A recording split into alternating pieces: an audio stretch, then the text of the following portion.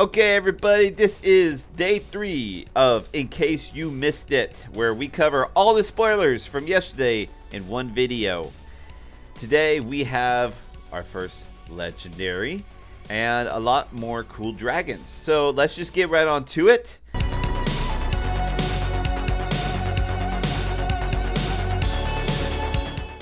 Starting off with Invoke Necroi, we have here transform target Ash you control into Necroi. Go again. Costs 3. So this one costs quite a bit. Whenever Necroi deals or dealt damage, put a -1 life counter on her and create an Ash token. So a few things here. First off is that we now know Necroi is a female dragon. And this is a dragon that has a big life total. Not many things are going to be able to kill this in one hit, which is why it has its -1 counter. But you also create an Ash token, which is awesome. So it kind of almost replaces itself since it takes up an Ash. Swings in for 4. If you have a way to give it go again, which there's plenty of stuff that does, then this is a pretty solid dragon. It costs 3, so it's a bit on the costly side, but you're going to have a few blues in your deck, and this might be worth having that blue. Okay, so moving on to the next dragon. Invoke Tamai. Transform target Ash you control into Tamai. Go again. It costs 2, so a little bit cheaper. Let's go find out what Tamai is. Tamai. Opponents can't play cards or activate abilities during your turn. A big middle finger to wizards. A big middle finger to Crown of Seeds. Oldham, anyone that likes to just do stuff on your turn, this dragon says, nope, we're done with that. We are done with that. It has a life of 4, it's not the strongest, but better than just 3. But it only attacks for 3. But really, truly, you're bringing in this dragon against matchups that you think that your opponent is just going to want to do stuff on your turn. So this is a anti-Kano, anti-defense reactions, anti Oldham, anything. Icelander, this is just says, stop it, I'm done, move on. Alright, and we will move on to the next spoiler. Invoke Vinsurakai. Alright, let's try it again. Vinsurakai. There it is. I think that one's the way you say it. Transform target Ash you control into Vinsurakai. Go again. It costs 3. Whenever Vinsurakai hits a hero, he deals 3 arcane damage to him. We're getting a dragon that is dealing some arcane now. So this is kind of interesting. A little wizardy type dragon, a little runebladey type dragon. We're coming in with some arcane here. Swings in for 6, which is hella strong. Life of 1, which is hella weak. So a little give and take here with this dragon. I want to note also that this is a rare. Not a majestic, not like a legendary. This is just a rare. So some of these dragons are going to be not as great, but are going to have be a little bit more common. Y'all ready for the legendary? Here it is. Crown of Providence. We knew that a crown was coming. We knew the name. We just didn't know the card. Let's get right into it. When you defend with Crown of Providence, you may put a card from your hand or arsenal on the bottom of your deck if you do draw a card. Blade Break. Okay, this defends for 2. And just like Crown of Seeds, this works with the arsenal. Just like Sink Below, this blocks and then allows you to cycle a card. This card is a free block. You don't have to pay anything into it. And is going to be majorly used in Blitz. In decks that just want to go off. Like Kano. Like combo type decks that just need a quick block. And help something else to set up the the combo. Set up the board state. Get something where you can get an advantage. And get the tempo back. Crown of Providence is a one-time use, but a very good one. So don't overlook this card. I don't think many people are, but I think we're going to see some decks choose Crown of Providence over Arcanite Skullcap. It's definitely not a replacement in all decks, but some decks for sure. Moving on. Now we're going to get into the attack action cards and non-attack action cards here. Double Strike, it costs 0 red. When Double Strike Chain Link resolves, banish it. You may play it this combat chain. If you do, it loses this ability. Go again, comes in for 1, blocks for 2, and is a majestic. But this is the big part. We're getting our first ninja card here. This is just a ninja card. It's not Draconic, so Katsu can play it.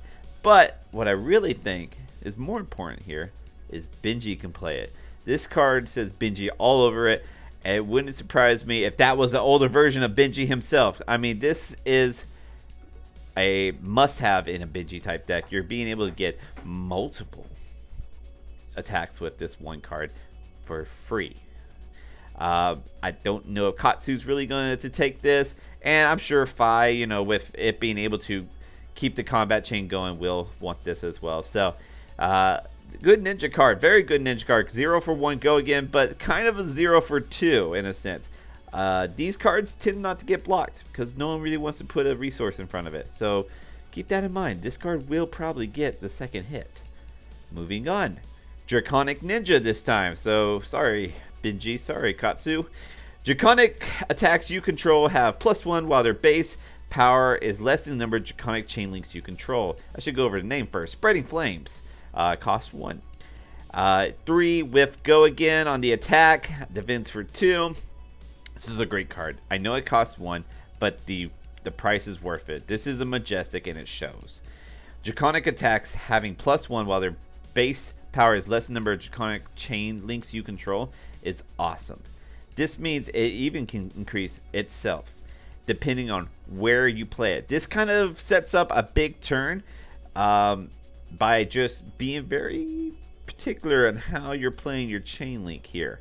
But this is a very good card. This is a 3 of in a Fi deck, no doubt about it. This is awesome. This is another card that if you get during a draft or sealed, this can kind of lean you towards Draconic Ninja for sure. Moving on. Take the Tempo. Here again we have another ninja action. This is available for all ninjas. And Take the Tempo is such a great title for this game. Alright, so cost 1. When Take the Tempo hits, if you hit 3 or more times this combat chain, banish the top card of your deck. If it's an attack action card, you may play it until the end of your next turn. This comes in for 5, does not have go again, should note. So this is probably your last hit. And blocks for 3. So this one might not be so much Benji. This one could be more in the Katsu range actually even. Who knows? I think Fi is definitely a card or a hero that could accept and adopt this card. I don't see this card as being bad at all. This helps to even create higher chain links, which is what Katsu wants, or I'm sorry, which is what Fi wants to do. I could see Benji possibly running this. I mean, it only costs 1. It comes in for 5, so it can be blocked. But, you know, if it sets up for that big combo turn next one, then all right, maybe Benji runs this too. I can even see Katsu. I mean, it's a ninja card, so all the ninjas are going to be able to play this card. This one really does let itself get played by all ninjas. Okay, moving on there. Oh, and it blocks for 3 too. That's also very good. Okay, so we're going to move on to what I think past the dragons. The dragons are so freaking cool, but this is the spoiler that I'm most hyped about that's not a dragon. Tome of Firebrand, or Tomb of Firebrand, however you want to say it. I know I say Tome. I know most people say Tomb. Play Tome of Firebrand only if you control 4 or more Draconic chain links. Draw 2 cards. They cost 1. So basically, 1 for 2. That's great. The math checks out there. It does not block. It is an instant, so it doesn't block too well at all. But if you're able to get the 4 Draconic chain links, which you can in this for sure with Phoenixes, Aether Ashwings, or just basically like really cheap attacks, it's totally possible. This is like a plunder run for Draconic heroes. This is insane. This is an awesome card. If you have 1 resource lying about, beautiful, because that chain link can still keep going because of that. This card is gets the chef's kiss because this card is just so awesome. Majestic, yes, obviously. It's almost like on the legendary area too. Honestly, it's just to me it's that good. So I expect we're gonna see a lot of this. and I would expect both heroes to play it. We'll see. I've been wrong before, but as of now, I'm very hyped about this card. Moving on. Alright, so now we're going to get the weapon for our Draconic Ninja, Searing Ember Blade. Once per turn, pay 2 to attack. If you control 2 more Draconic Chainlinks, it has go again. It costs 3, or I mean it swings for 3 and costs 2 to attack, and it's a 2-handed sword. So what are we thinking? Probably not the best. I mean, it is the standard weapon. It's not majestic, it's a token here. So you know, it will see use. It will get some value. It will make use of a blue card that you might have in your deck. But do we see this get played in Classic Constructed? We're probably seeing Kodachis. This is just, it's not enough. I think costing 2 is pretty big. But, you know, don't let that deter you. I think when you're playing Sealed or Draft, this is going to be a card that you're going to play with. And so I wouldn't build around it, but I would definitely keep in mind of it. I mean, 3 go again for 2, not the worst, not the best, but it can keep things going. That's what you want. You want to get that rupture, and if this is the way to do it, then this is the way to do it. All right, moving on. Cinder Skin Devotion. All right, costs 1. If you control 2 or more Draconic Chainlinks, Cinder Skin Devotion has go again. Comes in for 4. This is a common. This is one of the just generic cards we'll see. And 1 for 4 of go again is very good. 1 for 4 without go again is okay. It's okay. So, you know, at worst, this card swings for 4. At best, it swings for 4 and has go again. It only costs 1. It's not 0, but, you know, it's a common. So we'll take it. We'll take it. We'll probably be running these if you run 5. I mean, you'll probably run a couple of these in your deck for sure. Okay, and now to our last spoiler of today, Engulfing Flame Wave.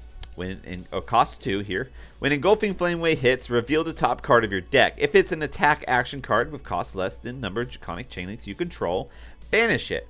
You may play it this turn. Go again.